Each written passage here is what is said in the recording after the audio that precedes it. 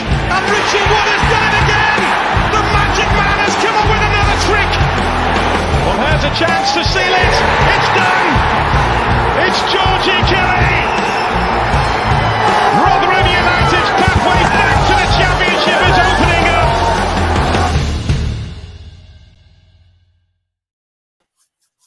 Hello, everybody. Welcome to New York Talk. This is the Rotherham United podcast. And as we say, this is one of our favourite types of episodes. It's a South Yorkshire derby victory we get to talk about. Oh, yes, everybody. First time in 42 years we get a win in Bramall Lane.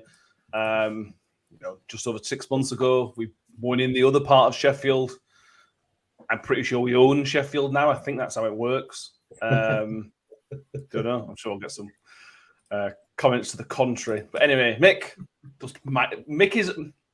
Mick has a heart pressure monitor on for this episode. So if he is calmer than normal, that's why. Blood pressure, not heart pressure. Is it the same thing? Blood? No, I have no idea, mate. No idea. Who knows? Not interested. Whatever. Who knows? And Danny's back with us. Danny, you were missed on Sunday. It's nice to have you back with us.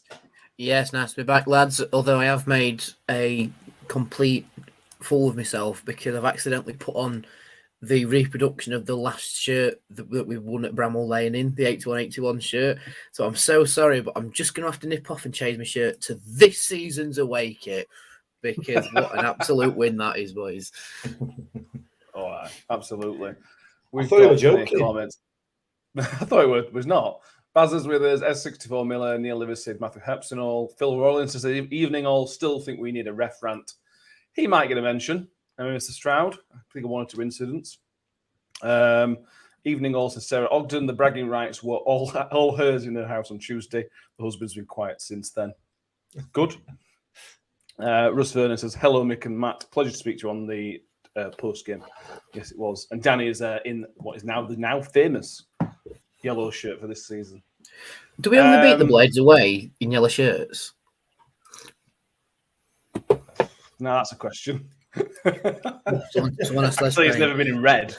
I think they're a little bit red. So that's the only thing I can sort of say, I think, on that one. Yeah. Steve Thompson, hello, everybody. Brilliant feeling, Tuesday and unexpected. Yeah.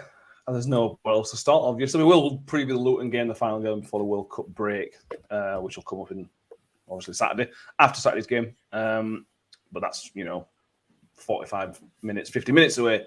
Let's revel in the success we had on Tuesday night. And Mr. Benjamin Wiles, Danny. What an absolute legend that guy is. I know we've criticised him on this podcast recently. I'm not criticising him right. We've questioned and talked about his performances and everything else like that. But he shut us right up because he's been brilliant last 3 games, and I said to Mick the other day, such a cool, calm finish for the goal as well. Yeah, absolutely. I mean, he's just been building up slowly, Wiles, hasn't he? I mean, we've been quite critical of some of his performances just because we know what he's capable of, and I think in his last 3 he has really started cracking on. They came up with the stat 2 goals in his last 3 games. I think. Could we be seeing the Matt Taylor effect on Ben Wiles? Potentially, because he has got him playing some very good, decent football, and he's sort of edged him towards being, the guy, the lad from Rotherham, giving him the captain's armband, which Wiles said he probably wouldn't have got under the last regime in his post-match interview on Radio Sheffield. So, yeah fair play to him. But he just had to be Ben Wiles, though, isn't it? The lad whose grandfather is a Blades legend and played there between 68 and 78, I think it is, something like that. And then Ben Wiles comes to town and scores in the same corner of the same goal that the other Rotherham lad scored in 1980-81. So, nice bit of football trinity there for you, Matt. Like it. Well, I'm a big fan of that, to be honest with you. That was classic footballing symmetry. Yeah. I wonder if there was a nailed-on blatant penalty that wasn't given in 1980 as well. That'd have been perfect symmetry. Who knows? Cheryl Stone says it might be 42 years, but apparently only 9 games. Yeah, I mean, 42 euros sounds so much better, Mick, doesn't it? It just sounds better. It's not a big deal, is it? It's 9 games. It's 9 games, so it could have been 2 years ago. You know what I mean? So, yeah, it's great. It's good, though. I'm happy with it. Got to be happy with it, aren't you? So, I mean, you said earlier on that apparently we own Sheffield now. I mean, why would you want to own Sheffield? I mean, can we not sell it? Can we sell it to Doncaster or Barnsley? Weigh it off. It's like owning an old Hoover, isn't it? You're probably never going to need it, but it's always good to have there just in case you ever do need to, So in like garage, then. Leave it in garage. Until we might need it. Yeah. It made all the more remarkable, Mick, and remarkable might be harsh on the players that played, but with the injury list, I mean, we had Hamish Douglas on the bench, who was, none of us have heard before, a youngster coming through the youth system. We were really down to bare bones, and the substitutes we brought on they worked very well. We'll come on to them, but we were really, really down to bare bones. And we were. Maybe that used more of a motivation as well. Maybe that helped the motivation of the players, possibly. Yeah, possibly. To be fair, the injuries really only affected the bench, didn't it? Yeah. The team that turned out, the starting 11, were a stronger team as we put out all season. To be fair, so it could have affected us, but thankfully it didn't. So even the substitutions weren't an issue. So thankfully we didn't have a repeat of the Norwich game in terms of injuries. Otherwise, then we would have been involved. But as it happened, it was a strong side they put out anyway. So no problem really. Yeah. First time we've properly seen Chio talk with Ben Wiles. Obviously, we saw it for a bit on the Norwich game, Danny. Obviously, the game we're partway through. This is the first one they've obviously prepped, and it worked. Wiles and Chio as a 2. It's obviously not a 2. It's a 1-1. But it worked an absolute treat. I thought all game people could talk about Sheffield United not being very good, and obviously they weren't very good, but we were excellent, and that's helped by the formation that Matt Taylor's picked, and obviously the individual performances as well, especially those front 2. Yeah, I think that that cam position for Wilesy is just starting to bear fruit now, because it gives him a little bit more freedom just in front of the other 2 midfielders. And then Chio sort of played the Washington role, like that quick man up top. Wilesy making runs on the overlap as well, but also Chio still going after the ball and actually causing some nuisance on his own as well. Quite fitting that it was Chio that assisted Wiles for his goal as well. So it just proves that little, like you say, front 2, but not a proper front 2 partnership is working. But I just want to know how Wiles has found himself in so much space. It's as if the Sheffield United defenders have just gone, "Oh, it's Chio Bennett," and just flocked towards him. He's dug the little through ball out, and Wiles is just on his own, basically. I reckon his Ireland teammate, I think it's John Egan, who's the Ireland teammate, has obviously said he's trouble, look out for him, and they've all flocked towards him, and Wiles has just gone, "I'm here, hello." Deceived Fotheringham, who think he's going all the way, and he scored. Still have questions about his celebration, if I'm being honest. I think he just lost to himself, didn't he? Which I love that. I do like that. It's like one of the warm-ups that he used to do back in school. When they used to get to do high knees, but like run round the edge of the pitch doing it. It's like that, and he's gone, "Yeah, no, I'm not making that away end," so he's just stopped. But yeah, fair play. The vlog's not up yet as we're live right now, but it will be up later. The limbs are absolutely incredible, lads. Good heavens. If we were in the upper tier, it would have been dangerous, if I'm being completely honest. But yeah, absolutely incredible for Wilesy. I'm really happy for him. Yeah, I am. He didn't go full Darren Garner, didn't run full length at pitch, but that were end at game when Darren Garner did that, so we'll let Wilesy off. Danny says there, the space he found himself, if you watch it back, it's all down to Wiles. I don't think the defenders have really moved. It's all down to his slight and subtle movement, just to gradually move away. And then as soon as the pass is released, it can obviously dive into the space properly. But it's really, really cool movement from Wiles to get into that position. And obviously, Chio deserves 50% of the credit for spotting the pass. Yeah, but we know what a clever footballer Ben Wiles is, and we've talked like you alluded to earlier on. We've been critical of him over the past few weeks, few months even, but that's always been tempered with we know what he's capable of, and he's now starting to show what he's capable of. Certainly these last couple of games. So he's nowhere near his best at the moment. So hopefully this is the two goals, the Burnley goal and this one will hopefully set him on his way and bring that confidence back that he's been lacking, and we'll start to see the real Ben Wiles. We are starting to see it. So this position, playing in the kind of number 10 role, seems to suits him far better than playing deeper as he has had to do. So the four across the midfield is really benefiting him, or the three behind him, if you like. So top lad Ben.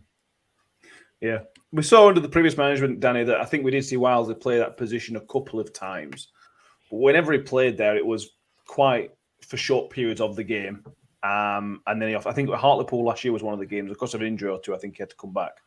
Anyway, he was always better last season when he had a little bit more freedom. Always when he a little bit of lead, and he just goes away and see it. And Matt Tiller's, again, we might be giving Matt Tiller credit. He doesn't deserve it. He might have just stumbled upon it, but it looks like he's seen that and gone, right, here we go. I've got a lad here. I've got a lad who can do this. I've got other players with other qualities. But just give this guy the license. Make everyone else do the donkey work, because Wiles, he can do the donkey work, but when he can do that, why would you make him do donkey work? Just get him forward and allow him to express himself a little bit.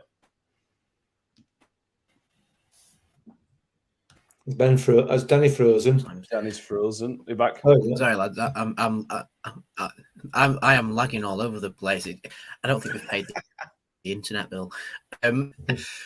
Yeah. Sorry, Matt. Just repeat that last bit. I am actually really, really badly lagging. Just about Wilesy, the freedom he's giving you. You want Wilesy give with free. You want him with freedom rather than shouldering him with all the worries of running around mid-central midfield. And it seems to have released him. Yeah, I think that is down to just Matt Taylor's tactics. Like I caught the bit about the donkey work, so we'll go with that. But yeah, it's as if Matt Taylor's looked at it and gone. It's almost shut it down from the last regime and gone, right, the last regime wanted runners, which did as well, fair enough. But he's looked at the squad and gone, have we got footballers in this squad? And he's seen the way Wiles can operate, same with Barlasser and Humphreys and such. He's seen how they operate as footballers, not just as runners, and gone, right, we can go with that. And I think that's why he is more comfortable playing Wiles in behind a lone striker, especially away from home, because like you say, he can just do the donkey work, but also be very capable of, like we saw against Sheffield United, just peeling away, finding that bit of space and then going for it. We have seen it before where he's found himself in space but shot off target. Maybe he was settling back into it. We've discussed it before, who knows. But against Sheffield United, he's found the space and gone woof and gone with it. Same with the potential penalty call, which I'm sure we'll come on to in a minute. Oh, yes. He's sort of got the ball, he's sort of seen the run, got the ball, and gone past the defender in a similar fashion, just there's more of them this time because they've cottoned onto it a little bit. And if we can see more of that from Ben Wiles in the Championship, it will bring more goals for him. In League One, he found goals anyway because Wiles in League One is dangerous as it stands anyway. But in the Championship, you do need to be a bit more savvy with it. You know, like with your time in the run, you can't just bomb forward, try and out for a ball and then run back again because it'll knock you out. But in the Championship, you need to just time it just that little bit better, play a bit more football, even though I've seen that we only had about 33% possession against Sheffield United. But that's the thing. If you play football when you're in possession and it gets a goal, it doesn't matter how much the opposition sees of the ball. If you can defend it well and play your football your way, which we did, then it comes out for you. I think the only exception was Stoke, where we just dug in and held on. With Sheffield United, we just found those little corridors, those little opportunities just to push it out just a little bit and just push them away, keep them at arm's length. Wiles can do that in that slightly advanced midfield role because, like we said, as he operates as a centre midfielder, it's almost like he's doing the sort of just the midfielder role of just up and down the pitch, but slightly more advanced. He can just peel away just a little bit and let your Lindsay and Rathbone and Barlas to do that work in midfield with Barlas being the distributor. But Wiles just peels off just a little bit more of an old-fashioned cam sort of role, more like a David Ball sort of role. But obviously being able to do the donkey work as well, which Wiles can't. I'm going to put my head out on the block here. I'm going to put it on the chopping block and say he is now showing qualities of being the next Frecklington for us, anyway. Putting my neck out and saying that, but until he leaves in January for £5 million. Yeah, but I'm putting my neck out and saying that now. Yeah, there's two ways looking at it. The way to look at it is say, he's improved himself. Well, he's already probably go down as a Rotherham legend. That's probably just seal it Tuesday. Or he's just putting a few £1 million in his price tag that was already quite high anyway for January at the end of the season. So whichever way it is, it works out well for us, I suppose. A comment here. Evening all, only Barnsley stopping us from having a full house of owning South Yorkshire. True.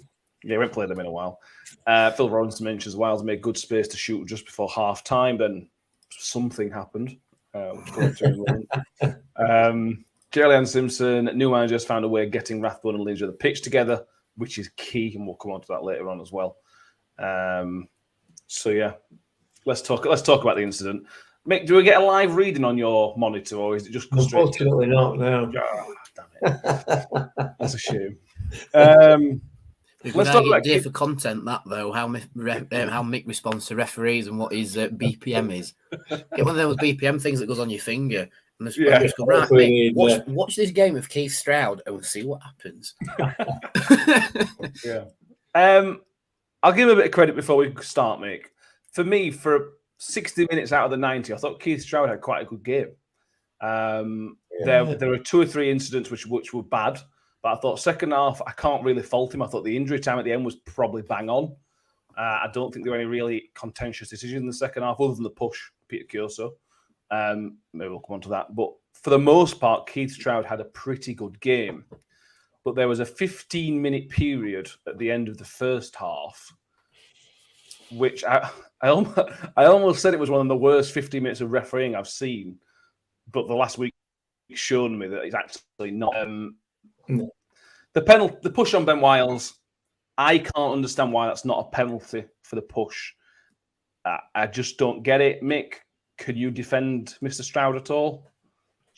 No. I mean, no, I can't. It's a clear penalty. It's a clear and obvious penalty. There's no question about it. And it's very, very much like, or the set of circumstances are very much like the Norwich game, in that this penalty claim happens. It's a clear and obvious penalty. He doesn't give a dive, but what happens is the ball goes up the other end, and there's exactly the same challenge by Lee Peltier outside our box on a Sheffield United player, and that's a foul and a booking. And if you look at those 2 challenges, they're only different in that the speed that the players are running at is different. Everything else is exactly the same. Lee Peltier is behind the man, and he takes the man. There's no question about it. It is a foul. It's not a yellow, but it's not a booking. Yeah, it's definitely not a booking, but it's definitely a foul for me. So, how can that be right? How can that possibly be right? Look, he's not a very good referee, Keith Stroud. We know that. Everybody knows that. He's proved that over the 18 years that he's been working for the EFL. He goes in fits and starts. He'll have 20 minutes refereeing reasonably well, and then all of a sudden he just has a complete brain fart, and has those 15 minutes up to half time. And some of the decisions were just mind-boggling. The penalty, cannot believe he didn't give. You alluded to the push on Kiosa in the second half in the penalty area, right in front of the referee. Yeah. Two-handed push in the back, nothing. But yet then 2 minutes later, another push on a Sheffield United player is given. And I mean the RUFC has put a video together, and the booking that from Wes Harding got, clearly a booking, not a problem with it, no issue whatsoever. But 2 minutes later, the same foul on a Rotherham United player, he plays advantage, no booking. And it's exactly the same foul. I don't get it. I don't understand. I don't understand why we can't be consistent. If you're not going to get a penalty, that's fine. Don't be booking a player for doing the same thing at the other end. Or book him, give a penalty. Because they are the same foul.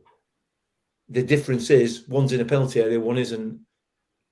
So one's easier to give than the other. So that for me is not about competence. That's just about bottle. Why would he give a penalty to the opposition right in front of Blades Cup? If that's an hour later and it's Sheffield United attacking that end, 100%. 85th minute, he's going to give a penalty, isn't he? 200%. He's going to give 2 penalties. You know what I mean? It's about bottle. It really is about bottle, and it's just poor. But yeah, you can. I mean, we can complain all we like, can't we? And we do. Well, I do anyway. But they make it so easy. Poor, really poor from Stroud, and that how that is not a penalty is just. I cannot comprehend it. I genuinely can't comprehend it. No. Jolene Simpson says we upset the script. Simon Thorne says if decisions were gold, we'd be skint. Yeah, we would. Yeah. Even Radio Didar said it was a penalty. Phil Rawlinson, he was only giving pushes in the back one way. Howard UK says big club privileges. Bazav rightly says, why would Ben go down if he wasn't pushed? He was clean through on goal. And it's the only good thing is, Danny, this time it didn't cost us, because I can. Every single Rotherham fan at half-time was thinking, "Oh God, here we go again. We've got a big decision going to go against us. A big club are going to probably turn it around in second half." So thankfully that didn't happen. But I can't really excuse the decisions that we're getting, and it's just happening game after game. It's not 90 minutes where there's 3 bad decisions. 3 games in a row now. We've had shockers. It's just crazy. Yeah, the exact same thing happened against Norwich. Chio was down. Same foul happens. Other end gives the free kick because he's not in the penalty area. And in a way, the same thing sort of happens with Wiles. He's got the ball gone past the defender. The ball's gone past the defender, and Wiles has gone after it. The contact's been made, and they've gone down. Which, if they felt contact and they've gone down, and it's enough for the foul, which it is with Wileser, because he's already gone past the defender and gone down. You can check the gallery pictures that the club have put out, and you can see where the contact is. And people that's brilliant. Yeah, bang on, you can see where the contact is. But not been given, because down the other end, it's a free kick. And I'm going to have to put my conspiracy hat on for this one, ladies and gentlemen. There is a conspiracy against Rotherham United. There actually is. It's a big club conspiracy, because we've upset the script and we've beaten Sheffield United, and now they're going to go, how can we upset them? I know we'll say, they've met their penalty quota for this season, which is 2, and that's it now. So it's been nice knowing your penalties. I don't think we'll get one for the rest of the season now. The other thing to bear in mind is that if he gives that penalty, he's got to send the United player off. Probably. Yeah, because he has no choice. Because there's no effort made to play the ball. If he's committed a foul in the penalty area without making an effort there's no double jeopardy there. It's a red card. So that's another reason why he's not giving it. The thing is with Keith Stroud, I'm generalising here, but I feel like he's a man who likes to be the centre of attention. So that makes it even more surprising that he didn't give it, because he's not afraid to make the big decisions. Now, he often gets those big decisions wrong, and that's fine. But from what we know about him, I am genuinely surprised he didn't give that for a number of reasons. Mainly because it was an absolutely nailed-on penalty, obviously. I've got to say. Yeah. Connor Simpson says we need VAR. Decisions from referees are inconsistent, and he says biased. Will VAR help in the Championship? You got to, I don't know. That's opening up a massive can of worms. John C. Yeah, Les Payne on iFollow was talking about the big club bias as well. Yes, he was. Yeah, he was. Phil Rawlinson says might sound daft, but psychologically, decision spurred us on. Yes, it did. Partially, I think that's right. Geraldine Simpson brings up an interesting point. I think this is interesting to talk of. Is it because Matt Taylor has said something? Don't think he was wrong for what he was saying, but she asked the question. Now, that's a question, Mick. It shouldn't be. It obviously shouldn't be. But what it does lead to is us surrounding the referee, which I have never seen before. No. You look at the players at half-time, and they probably crossed the line, to be honest with you, our players. With how much they were protesting. I get it was a penalty. I understand that. But they were all around the referee. So I think from that point of view, we need to be very, very careful because you can't be surrounding the referee like that. But every other team does it, I suppose. So do you know what I'm trying to say? Yeah, I know exactly what you're trying to say. And it's frustration, isn't it? It's absolutely frustration. But, you know, yeah, I don't know whether Matt Taylor's comments have kind of sort of fired the players up, you know, and kind of sort of into that sort of behaviour, if you like. I mean, one of the things we missed out on, and it leads into the same sort of thing, because Lee Peltier has just been booked from the free kick. Yeah, Victor punches the ball away when the ball boy throws it back. The referee doesn't see it. The referee has got his back to it. He's told about it by a Sheffield United player, and then books Victor for it. I don't know whether, but Peltier was. I thought he was going to get a red because he was absolutely in the referee's face as a result of that. He went to his pocket as well. Did you see him? No, I didn't. If you watch it back, Keith Stroud points to his pocket while he's talking to Peltier. Yeah, listen. I don't agree with it. You know, they're not going to change the decision. Yeah, you can. I suppose you can show your frustration, but it's pointless.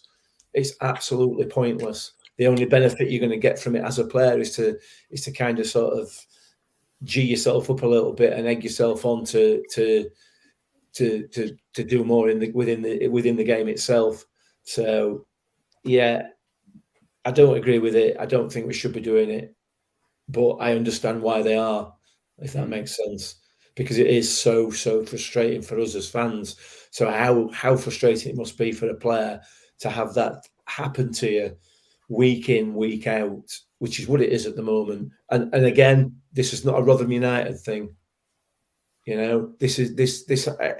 Yeah, I know you shake your head, and you know it's not a Rotherham United thing. It happens to every other club, or well, many other clubs.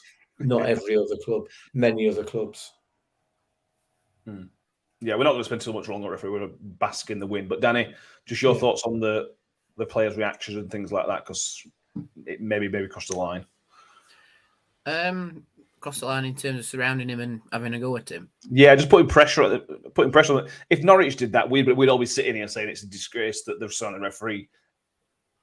Are we saying right? That's what we want to do, or I think at that point, after having 2.5 games of shocking refereeing, they're well within the right to surround him and just go, it's like this every week, and you've just joined the club effectively. Away fans weren't happy when he didn't give the penalty, and were saying something very naughty about the EFL from the away end, which was quite fun. And from our end, at least, Keith Stroud got booed off as well. So that's third game in a row that the rest been booed off. So yeah, to say it's a disgrace. If it's another team doing it, yeah, we would be saying that, to be fair. If they were 1-0 up and they've surrounded ref about the penalty claim, it's like, we should be doing like 1-0 up, you know. But to say we've been on the back of, at that point, 2.5 shocking games with officials, I can see why they've done it. Especially Wiles, because I've seen a comment saying, from Julian Simpson saying Ben was furious. Yeah, I would be as well. Yeah. And like I say, he's gone for his pocket with Peltier, and I think he's clocked on that if he has to book Peltier, he'd have to book the entire team as well. So yeah, I'm all for it, mate. We've seen Matt Taylor put his comments very publicly about referees, which is well within his right to. May have been fined for it, but that's another story. We've seen the referees, probably how they've reacted to it with Keith Stroud. Potentially, that's again conspiracy. But if they've reacted to it and then we've then countered that with the players going, can't be doing that. Yeah, so yeah, I'm all for it, mate. We see teams surround the ref all the time with even little fouls when they come to New York. So it's like, we need to do that now. We need to get in the faces and just go, it's not on. You know, because like Les Payne says, there is a big club bias. So we need to stand up to that. We can argue that the officials have been shocking until we turn blue in face. But Matt Taylor uses his motivation. He's gone, you've surrounded ref. We've all seen what he's like. Now go out and show him why we should be in this division. And that Sheffield United result is the perfect example. Because again, football symmetry, we've been finessed by Burnley. Sheffield United finesse Burnley, and then we finesse Sheffield United. I like it. It's happens all the time. I remember watching us back in Ronnie Moore days, and even back then we were saying, "Little Rotherham don't get any decisions." This is not a new thing, obviously. Finish on Mike Miller says he couldn't understand the decision not to award the penalty by Keith Stroud. He says failures to get the big decisions right throughout Keith Stroud's career has undermined his ambition to become a Premier League referee, which I completely agree with. But the problem with that is he gets stuck in the Championship. There's nowhere for him to go. VAR, maybe. Send him on VAR. Let's move on, because we've got about 10 other players to credit. I think that's not even including substitutes. I want to throw some praise at the defence, Mick. I mean, I'll let you pick whoever you want to pick from the back three, because you could pick any of them. But I'm going to start by praising Lee Peltier, who I thought was one of the calmest. But other than when he was shouting at Keith Stroud, was one of the calmest men in Bramall Lane. He was excellent. He was ahead of the game all the time. He never finds himself. He almost never seems to find himself in a bad position. He always reads the game so well, and he's a bit like Wes. He's a 7 or 8 out of 10 every single week. Although Wes has a few moments sometimes. Peltier is one of the signings of the season, and that says something, because there's been some good signings so far. It's quality, isn't it? It's absolute quality. And he's for me, if Richard Wood doesn't start, and assuming that Wes and Cam Humphries are fit, he fits in there. First choice every time for me. He's got the experience, he's got the ability, he's got the cool, calm head, like you've just said there. Everything about him, I think he's an absolutely phenomenal signing. I accept that he's 36 years of age now, so he's very much at the back end of his career. But what a player, what a defender! He is absolutely outstanding. And that back three, for me, was as strong a back three as we've got. You could faultless, weren't they? Yeah, if you wanted. But I mean, Cameron Humphries, I think Jerry Ann Simpson's put it there in the comments. It was another level. He is for me, that is the signing of the season. Probably Cam Humphries, no question in my mind. He is Premier League quality, that lad. Absolutely. And I've no doubt he will play his trade in that division at some stage. What a player. He's brilliant. But Wes had a steady game as well. Wes did what Wes does, doesn't he? It amuses me a little bit. You see these players like McBurney strutting about with the socks around their ankles and, a 2 centimetre high shin pad in there. And then there's Wes with his massive shin pad sticking out exactly where he should be. Completely the opposite. It just made me laugh. They're just... That back three, whoever plays in there, is very, very strong. But that is the one that the three that played on Tuesday night they were fantastic, absolutely fantastic. Yeah, Danny, do you want to heap praise, and then we'll start with the defence. We'll come on to midfield in a minute because there's more praise to be given. But talk to me about that back three, because Phil Rollins he's added penalty, he's added Curso in there, but he said they were absolutely faultless. And I think the defence was basically faultless for 90 minutes. They were superb. Yeah, other than the odd little mistake that defences just make in football where they just nip through. Yeah, borderline faultless that defence. But even when they made the mistakes, even Victor was like a brick wall. Yeah. As well, once he there were 2 saves that he pulled off in the second half, which legit were 3 points saving saves that he made. Yeah, the defence were clever, they were organised. Humphreys absolutely incredible once again. Like we've already said, Peltier calm and composed. Harding was quite tricky on that left-hand side, and he's forming an all right partnership with Bramall on that left-hand side. Yeah. I think they sort of understand each other a bit, don't they? But the guy I'm most happy to see doing well is Kyoso. We've not seen him for the vast majority of the season, and he's just slotted in easy enough. And whilst Norton Cuffy is just recovering a little bit through fatigue and such, as you do when you've been running 1,000,000 miles an hour at 18 years old, Kyoso stepped in and just carried the torch very, very easily. The only difference is Kyoso puts his head in where it hurts, doesn't he? And didn't he have the first chance where Rotherham had to pull off an absolutely incredible save? I think it was Kyoso anyway. It was, yeah. Yeah.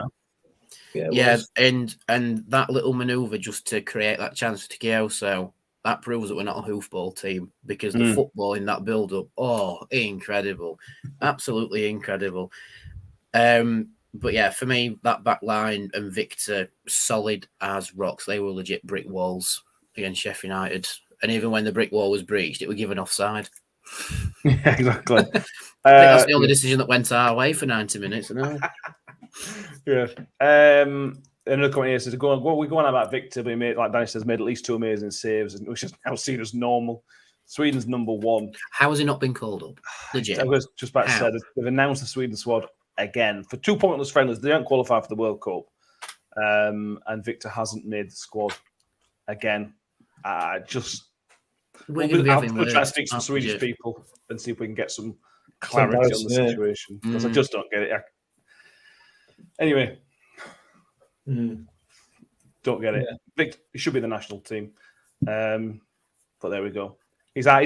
We said this before. He's our Swedish number 1, so that'll have to be good enough for him for now. Sorry, Victor. That's not much of a consolation prize, I suppose. But Geraldine Simpson says Kyoso was solid. He is a new signing, obviously, but it feels like even more of a new signing because he's coming in November. I said to a Luton fan that the World Cup has come at the worst possible time for Peter Kyoso. He's played 2 games, will hopefully play 3 in a short space of time. And it gives you so much. He's maybe not as quick as Brooke Norton-Cuffy, but he's probably better defensively. He's much, much bigger and stronger than Chio or Norton-Cuffy in that position.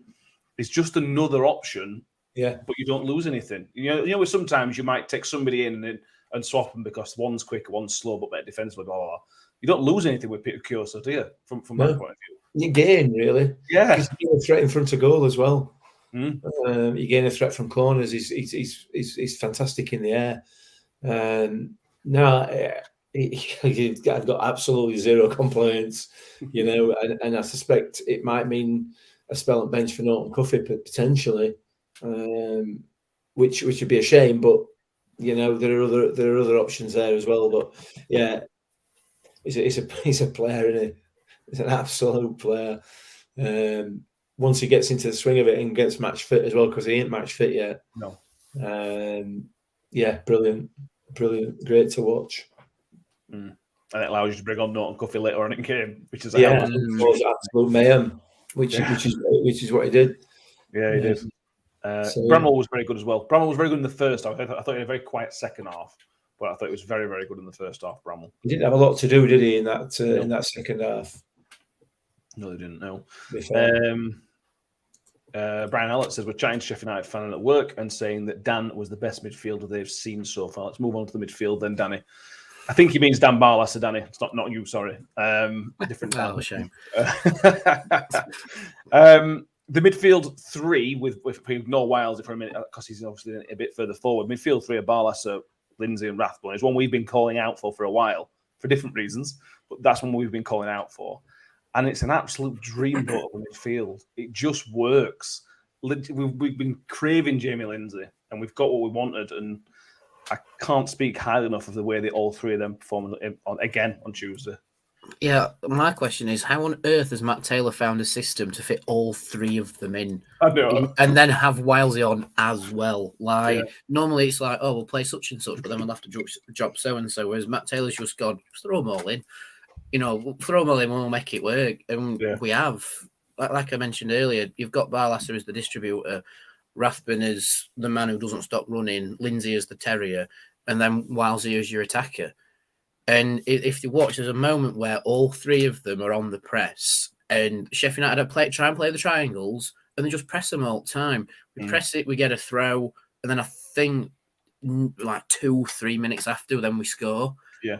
And that's what you need. You need to be in the faces at least sometimes. Just if they're just playing right around the back line, you can just keep them at arm's length. But if you want to just get in and upset them, that's when you press the ball. But you have to always press as your three. And that's what we did. And we did it very, very well, especially in the lead up to the goal. And to have a system where we get Barlasser, Rathbun and Lindsay in a midfield together, yes, there's the argument saying we need to save one in case there's an injury. But at the same time, if you're able to play your three best midfielders and then the other best midfielder in an attacking role, which he likes to do, fair play. And I think it is down to Matt Taylor's brain. He is very much a tactic-based manager like we saw with Exeter. Yeah. And if he's got the tactic of, right, we'll get the best three and then the attacker into it, but it leaves us with only one striker, but we can still distribute and create chances with it, then we'll do that, especially away from home, because we get in the faces and upset them. And I believe Matt Taylor's now got the same amount of away wins total as the previous manager got in all his championship seasons. Yes, but Matt Taylor's done it in one. I know, and done it in a few weeks. Yeah. I tell you what, this squad and this formation is missing. It's missing Adam Lafondra. That's what it's missing. If you slotted him in there, it'd be like Evan McDoshut, wouldn't it? It'd just be fantastic. Yeah, imagine if we had an Alfie up front. Oof. Yeah. Oh, mate, is heaven with the door shut better with the door open? No, it's better with the door shut so nobody else can get in, isn't it? You know what I mean? Okay. Just checking. Yeah, really good stuff coming in. I suppose. The only downside to this formation, Mick, is squad depth. We haven't planned to have essentially four central midfielders on the pitch, because Ben Wiles was obviously planned to be a central midfielder. So between now and January, which obviously is helped by the fact we get a month off because of the World Cup, but there's no change. You can bring a Doffin in, which is a good substitution. I'm not knocking a Doffin, to be honest with you. I think that's a good change. But after that, you're completely stuck, and that's the only problem with playing this formation. I know we're short on strikers anyway, but that's the downside, isn't it? It is. But you can't just save one just in case you get an injury. You know what I mean? Yeah. You play your best available team, and then should an injury happen, then we're going to have to look at playing a different way, which we're more than capable of doing. You know, so it's I get what you're saying, but it's working, and it's working really, really well. And what it did the other night, different to how we were at Burnley and Stoke before that, you know, we were able to keep the ball much better as we were trying to defend that lead in the back end of the game. It wasn't just hoofed up front until Tom Eaves came on, but when he did, it stuck, and he did what he needed to do, and did it really well. So there seems to be a progression. You know, we've gone ahead in all of these last three away games. Sorry, I'm forgetting about Cardiff because it's like it didn't happen. Well, it didn't for me. It didn't for me. It didn't for me an hour there. So, but yeah, there's been a progression in the way that we've defended that lead, and that again is the effect that the teams, the managers having on the team. So Michael Oates just mentioned there that Scott High as well, but we can play in midfield. So we are, whilst we've not got massive depth, we've got enough certainly to see us through until January. Listen, this team is this squad is capable of far better than fourth bottom. I mean, far better. And if this manager is able to continue to develop them the way he has developed them over the past 7 weeks, whatever it is, he's been here now, then yeah, survival is not what we're after for me. You look at the quality of the teams that we've played over the past few weeks. Yeah, you've got Burnley, United, Norwich, all going to be up there. We've given these teams a proper seeing to, and we've been very, very unlucky to lose 2 of those games. Very unlucky. Probably, I would argue, in both cases, due to circumstances outside our own control. When we start to play the teams a little bit lower down the pecking order, somebody's going to have to get ready. They are going to get ready. We are not a fourth from bottom football team. We are not. And I'll nail my colours to mast. They are capable of top half this squad. They are capable of it. Whether they're able to achieve it is another matter, but they are certainly capable. I agree. I do agree. Gerald Simpson says Dan thinks we are top 10. Do I? Oh, the Ballasser. Sorry. Yeah, I like that. The players got belief in themselves, so they should know. John C thinks Barlas's passing was probably not at his usual standard, but he does set a very high standard for himself. That's true. Yeah. Powerman UK says Dan Barlas is like a drug. Once you start watching him, you can't stop. Yeah, I agree. It just helps to look after the ball. Again, it's a concern if he gets injured. There's then concern because then what's plan B? Again, because of the squad depth. That's something that Matt Taylor needs to address in January. Touching wood, hopefully Dan Barlas don't get injured, obviously.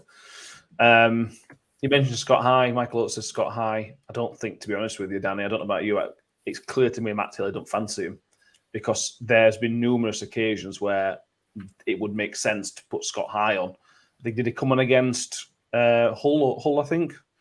But very, very late on as well, weren't it? I get the feeling he's not particularly fancied. I don't know what you think about that. Could just be a case of when we need that extra midfield body, it's slightly more defensive mindset when we need a Doffin rather than attacking mindset, because we've not really seen us sort of chase a dogged 1-0 or 0-0 yet. And it's at those points where you would probably see Scott High just to add a bit more energy in the midfield. So maybe the opportunity just hasn't presented itself. But yeah, obviously Matt Taylor sees training more than we do. Yeah. So yeah. Absolutely. Yeah, let's move on. Is there anything else you want to cover from the Sheffield United game? Tom Eaves. Tom Eaves. Go for it, Danny. Exceptional when he came on. Even though, like I mentioned a little bit ago, about us going a little bit more hoofball when he was on the pitch. But can I just say, his hold-up play, taking it down to that corner just to tactically waste time, was excellent. Absolutely excellent. I think some fans would have wanted to have seen him go for goal and have a crack at it or anything, but he's always had his mindset of, right, I need to dig in for the team here, and trying to battle against the big man up front who's holding the ball up in your corner is a little bit, they had the work cut out for him, and I think the line actually gave the wrong decision on one of them. He gave a goal kick and not a corner, but anyway. Yeah. But yeah, I saw rumblings that Tom Eaves was at least upset and gone down the tunnel early because he thought they were booing him. We weren't. And I can put my hand on heart and say we weren't booing him at all. We were just going, Eaves. Yeah. It's like Or when Sheffield United used to scream Moose, I legit thought they were booing. So yeah, he was absolutely fantastic when he came on. And if he can match that performance in future, a lot more Rotherham fans will start warming to him. I've warmed to him already after recent performances because he has done very, very well. And he probably won't watch this, but if he does, Tom, we weren't booing, we were encouraging. Yeah, Hull did it. I'm surprised not used to it. When Hull did that chant to him as well. I'm surprised he didn't. Anyway, move on. Yeah, I thought it was good. That's what we should have done against Burnley last week. Take it into the corner. He only wasted maybe 30 seconds, but it takes the sting out of the game. It stops them getting the ball straight back, and it kills 30 seconds. that just shows what a clever head, what a clever footballing head he has in his brain, just to realise that's what he needs to do. And the best thing is the ref can't add time on for it because the ball's still in play. Exactly. So we won't see 10 minutes again if Tom Eaves keeps doing that. Well, you said that. We'll find a way, mate. We'll find a way, don't worry. I think they found a way and gave the goal kick instead of corner. But anyway, let's move on. Carl Anthony says, if Eaves was immense, brilliant cameo. Hopefully that's something that gives him confidence. John C. Eaves did exactly what I had to. Brilliant. And Simon Thorne says that him and Danny are going to be the Tom Eaves fan club. There you go. Really, really good performance. We could probably pick out another couple of players, but we'll leave that for now, maybe. I hope everybody enjoyed it, to be honest with you. First time in 42 years. Us, there's only Mick that would have been alive for the last one. Most people listening, I imagine, wouldn't have been alive for the last time it was a victory at Bramall Lane. So, yeah. Enjoy it, revel in it. Make sure you wind your Sheffield mates up and the Wednesday mates. We beat them in all last season, so enjoy it while you can, because these good times don't last forever, do they? Anyway, moving on to the final game before the World Cup break. Yay! Luton Town. Now this is an interesting one. in this interesting Luton Town. We'll talk about them in a minute. I've done Ref Watch, but there we go. Steve Martin. You'll know about him because he wears the tightest fitting referee shirts you have ever seen. He did ref us recently against Hull. Now, that was the 4-2 loss.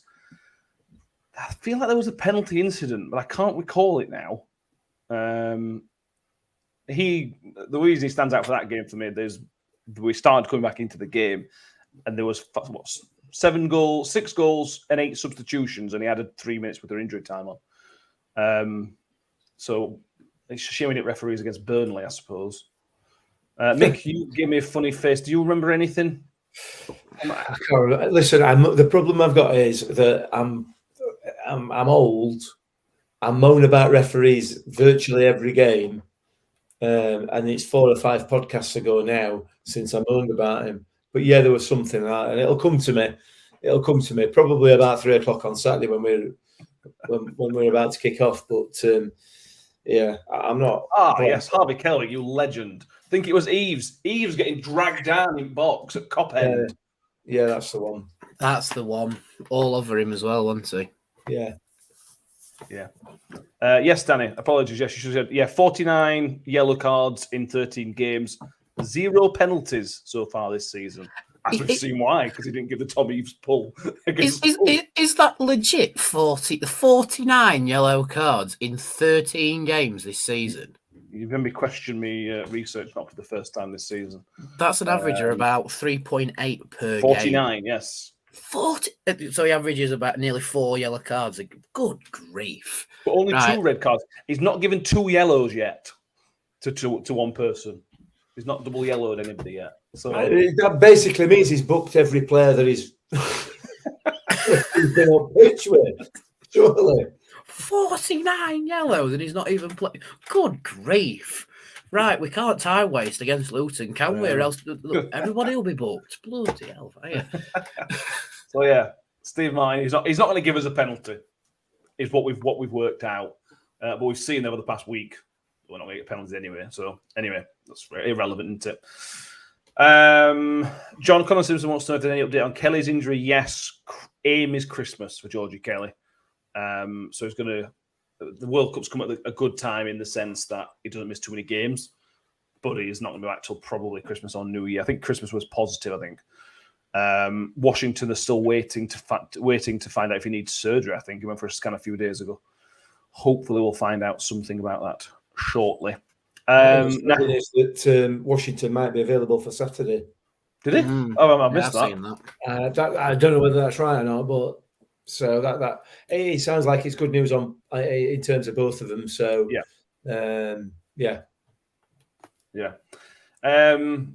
Luton Town. There's been a busy week of managerial changes for the Championship. Wigan sacked their manager today, crazily. Don't know. I can't help you with that one. That's. I don't want to spend too much time on this. He signed a 3-year contract less than 3 weeks ago, and now he's been sacked. Yeah, right. He did. There's red flags flying all over the place at Wigan. Absolutely, because he signed a 3-year contract either on the day or the day before or the day after. They didn't pay the players. Yes, and then he gets sacked. So it sounds dodgy. So hopefully we'll keep our fingers crossed for us, not for Wigan supporters, obviously. That there's some financial shenanigans going on there, and there's some points deductions incoming. But having said that, it'll probably be 3 seasons' time when they get a points deduction. So it'll not matter. But, it's a bit dodgy at Wigan. Yeah, obviously it impacts us because I think they're currently in the relegation zone, so it obviously has an impact on us.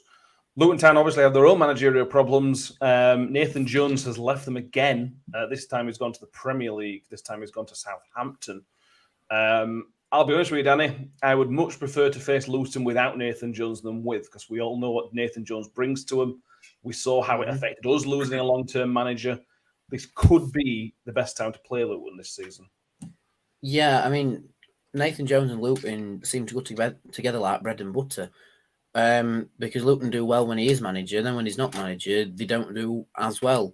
And to play, although it's dangerous to play a team when they'll have to bring in a caretaker manager, though. They have to, haven't they? Yeah, I mean, it's going to be dangerous for us because it could be a Wigan situation against us, or it could spur them on weirdly to try and impress whoever might be watching, whatever candidate might be watching the game. So yeah, it's a strange one for me, but they'll certainly lose the how do I put it politely, the gusto of Nathan Jones on the touchline. They'll lose that for sure, which could impact them in the dressing room, which we could take advantage of, etc., etc. But for me, I'm still a bit 50-50 on whether it's a benefit or even potentially a hindrance for us. That's going to have to be made. My mind's going to be made up at full time, to be honest. Yeah. As a couple mentioned, Mick Hartford is taking charge of Luton. Now, obviously, Mick Hartford managed Rotherham United briefly in 2006, I think, 2005 or 2006. A little bit of a disaster. His only real management job, he's managed Luton a couple of times, but it's always been a temporary basis. But he's got a relationship with them, Mick. Did he play for Luton as well? Played for them, yeah. I think he played for them when they were in top division. He's got a bit of the John Breckin relationship with Luton that John Breckin's got with us. He has. So they'll be hoping it's just a seamless transition from that to that. But it's just, you just don't know how it's going to go, Mick. It genuinely could go one way or another. The benefit for Luton is they've got a really nice tight ground and the crowd's going to be on top of them. So early goal to us, pressure's going to be on straight away. But if the longer the game goes on and maybe the tighter it is, probably the better it suits them. I think I said the same for us against Wigan. The longer it goes on, the better for the home team. You would argue, given the circumstances that they're in, that they'd be happy to pull out of that way of draw on Saturday. Now that the manager's gone, obviously that wouldn't have been the case had Jones still been in charge. But it's a difficult one because Mick Hartford is highly, highly respected at Luton. In fact, it's just highly respected, full stop. Ignoring Sam Wheels. Well, his tenure with us didn't go great, but I'm not convinced it was entirely down to him at the time, to be perfectly honest. But that's probably a story for another day. He's obviously had his health problems as well. So that's going to kind of galvanise the support behind him, coming in and taking over the job. So it may or may not be a good thing for us. I guess it depends on the way that Jones has left the players. Yes. And the kind of relationship, how that relationship is at the moment. We'll have to wait and see. But listen, it's a game that we should be targeting to get some points out of. These are not one of the top sides in the division. Yeah, they've been up there. Yeah, they've played well. Yeah, they've had a good run. But ultimately, they are one of the, and I don't mean this to sound the way it sounds, I just can't think of a better way. They are one of like the Championship also runs, you know what I mean? They're like a 7th to 24th to 21st type team, and they could fit anywhere within that gap, much like everybody else, So there's not somebody that we should be scared of on Saturday. We should be going there and doing exactly what we did against Burnley and against United. And if we do, I think we'll come out of the game with some of that in back pocket. Fingers crossed, it'll be 3 points. Be nice. Oh, when it just. When it just. Milliclick says it mentioned happened to us against Sunderland the way, didn't it, when they lost their manager? Yeah, but they had the sort of boost. Tony Mowbray was appointed on the day of our game, weren't he? Mm-hmm. So because he was able to come in, that's the only difference. It can go either way. I completely agree. It goes one way or another. But all we can do is sort of rely on ourselves and hopefully it comes good. Jalen Sims says the ex-Wigan manager could be off to Luton. Oh, that'd be a strange turn of events, wouldn't it? Be a great appointment, though. I do like Liam Richardson. I think he's a great manager. Tobias says, doesn't matter who the manager is, not going to Luton to see a loss. Yes, Tobias. 3 easy points, as some people say. Hopefully. Let's talk about changes and what we may see, Danny, because we don't know fitness. There weren't many substitutions, obviously. Woody was available, but it was a sensational defensive performance. So that's the only real question is, what do you do with that? Do you bring Woody in for somebody, or do you just say, right, that worked perfect? This is the dilemma. It's the last game before we get a big rest. Yeah. So how do you treat that? We've got to the last game and we've got, 3 potentially big injuries now. Kelly has come back better than expected, which is fantastic. And she'll be fit for the Bristol game just after the World Cup. Fergie and Bowler are out until after we come back from Cyprus, I think. Mm-hmm. And Grant Hall is joining in with the second week of training in Cyprus, I believe. So he's still travelling, which is good. And like we've already said, Washington is back, but maybe too much of a risk to actually use, but will certainly fill a berth on the bench and be called upon if absolutely necessarily needed. The only question for me is with the back line, is Peltier up to it? If he's up to it and pictures nice long break afterwards, I think he puts his name forward and go, put me in, Gaffer. Keep the starting 11 the same. That is the mindset I can go with. Keep the starting 11 the same. Keep the midfield 3 pressing as they did against Sheffield United, getting Luton's faces, because then you can get on top of them. But the only question for me, like I say, is Peltier up to it? But if he's not, stick Woody in. But the only downside is that Woody's not your out from the back defender. He's your wrecking ball defender. And if we've got a referee who likes to give his yellow cards, But for me, I would go with same starting 11. If they're all up to it and we've got no niggling injuries, and probably because it's the last game before a nice rest, same starting 11, send them on. For me, anyway, because they've got that bit more cohesion from the Sheffield United game. They've got that bond from seeing out the win, as we saw in front of the away end, which was scenes, by the way. Still laughing at the fact they had to bleep Victor as soon as he was on camera, which is fantastic, by the way.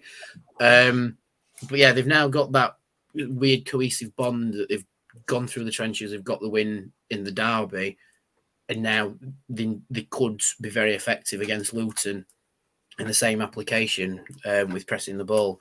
So, yeah, for me, same starting 11. Yeah, Palmer says he would swap Peltier out for Wood because Wood's more rested. Jalen Simpson should leave it the same, get Wood back to full strength. Is there any argument for anybody else drop out, Mick? No. It depends on fitness, obviously, but anybody else? No, absolutely not. I think this for me, given also Woody's back strain that he was nursing in that Norwich game, for me this is the first opportunity, I think, for Matty Taylor to name an unchanged side. There's no reason to swap anybody out unless there are any injuries for me, and go again in exactly the same fashion. Go there and attack them. Yeah, I don't necessarily I agree. Could just that kind of. Yeah, it's gonna be interesting. It's gonna be a really, really interesting game because we know what to. I hope it's not like Cardiff, and we thought we knew what we were going to expect from us. We knew we were going to be at it, and then that team turned up? That's the question, isn't it? We've got to keep these performances going. If these performances keep going, we'll be so comfortable this season. It'll be ridiculous. Don't know. Let's wait and see. Very much looking forward to it. It's about the consistency, isn't it? It's about the consistency, and somebody mentioned in one of the comments earlier on after I'd said, that we'd have potential to be a top half team. Those games like Cardiff are the games that we need to eradicate. We need to get those performances out of our system. We can't be having one every 3 or 4 games. 2 or 3 a season, maybe, but not one every 2 or 3 games. You can't. So that's the key. You're absolutely right. They need to get off at coach on Saturday, which they didn't at Cardiff. So fingers crossed they have the motivation to do that and the confidence to do that on the back of the last few games. Yeah. A couple of stats on the previous game. Actually, I missed these. Jamie Lindsay's 100th game for Rotherham, league game for Rotherham on Tuesday. It was Dan Barlash's 200th game of his professional career. He's so far made 143 of those for us, so most of them. We don't have any wins in our last 4 against Luton. The last win was in 2009, which was a 4-2 win. But we are unbeaten in our last 3 at Kenilworth Road. 2 wins and a draw. First time in quite a few games, I've given you some positive stats on our head-to-heads. Makes a change. I'm sure it won't last when we play Bristol City in a few weeks' time, but that's what it is. No. Predictions. What should we do? We all predicted. Well, me and Mick, we all predicted Sheffield United wins on Tuesday, so we're just going to ignore that.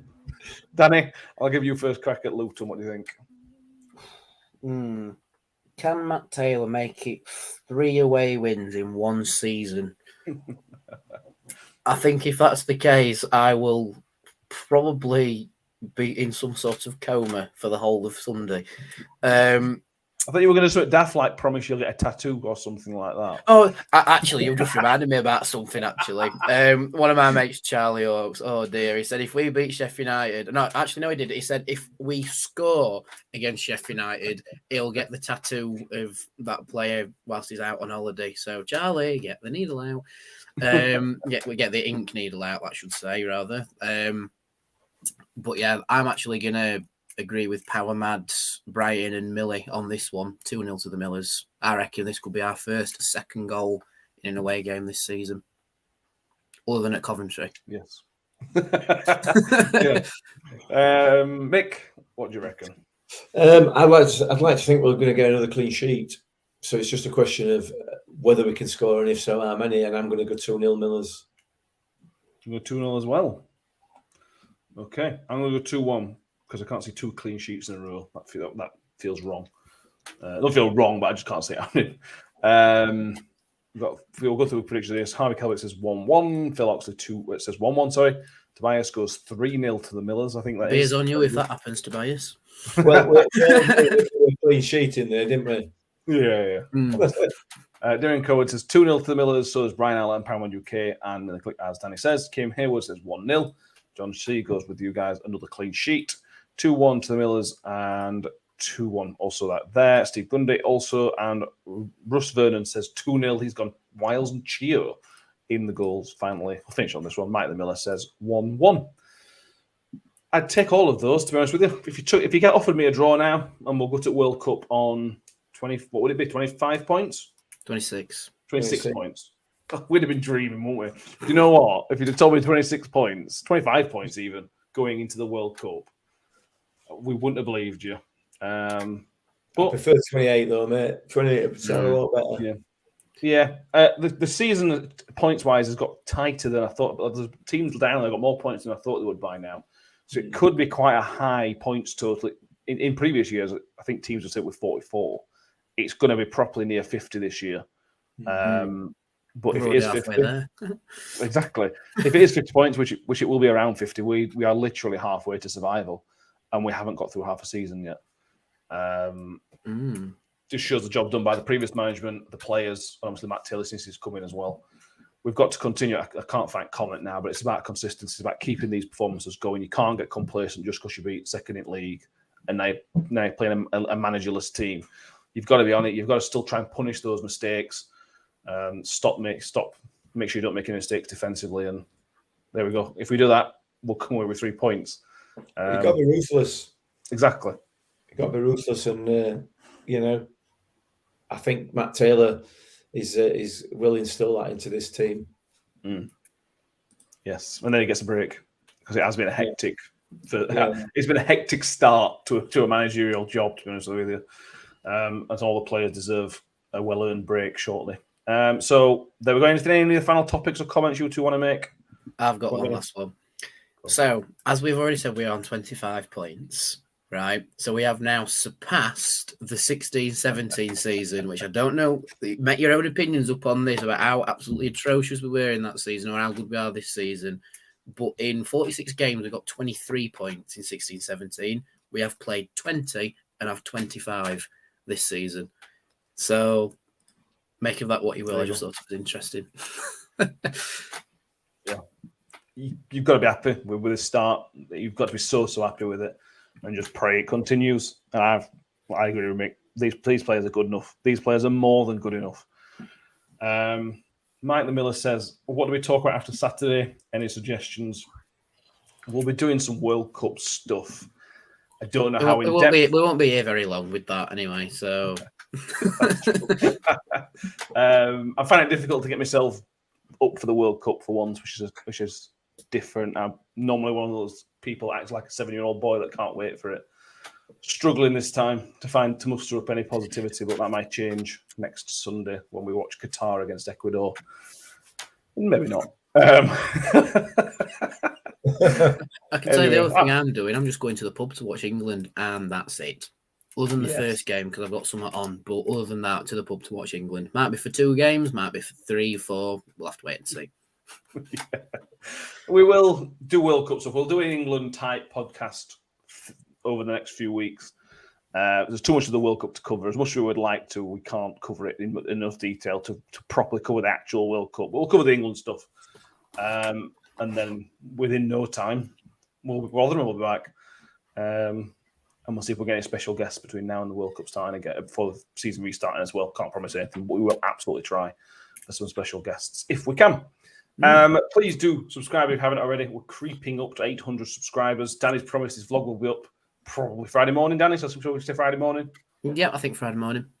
It'll be worth the wait, boys and girls. It will purely for the limbs. Yeah, exactly. It'll be worth the wait.